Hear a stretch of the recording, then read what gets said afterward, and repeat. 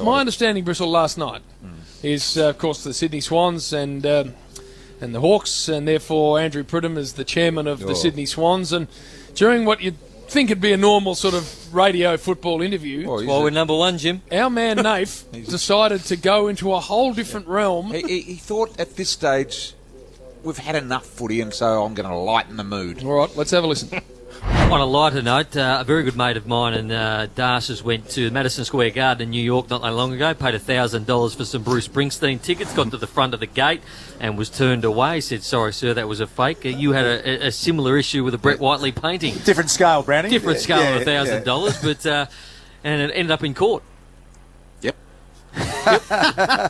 This is why we struggle to take him out to dinner, Andrew, for these very reasons. He's socially awkward. This is the first and last interview with Andrew Pridham.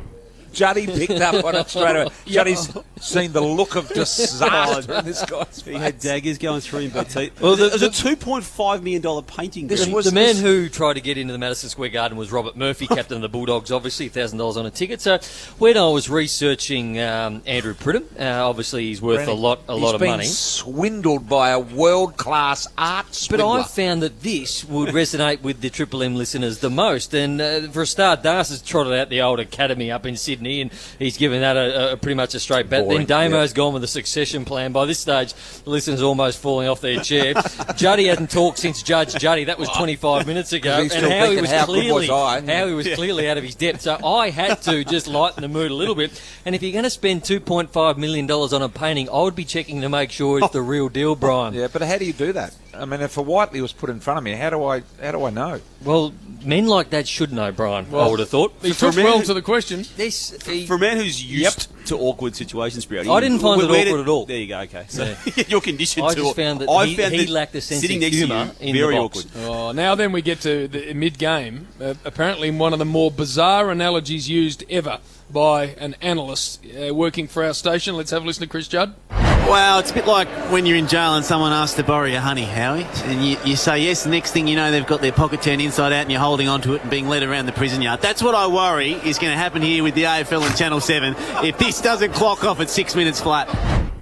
What does any of that mean? I don't know. I reckon he's looked that up on Google and he's completely stuffed it up. It didn't make any sense to me. Well, then he took to you, BT. Have a listen to this. Did he? Something came across my desk today about Juddy. You have a desk there? Yeah, a desk. Juddy doing a function today down at the Paran Football Club, I think, and from what I was told, that they weren't overly interested in what you had to say. There was a lot of talk and a lot of knife and fork action out the back. Is that correct? Look, it felt a bit flat, but I think BT was a bit off as host, to be honest. And he hasn't put a rinse through that hair for a little while, and there's no doubt his confidence is about 20% off when there's a few greys showing. So we'll blame BT.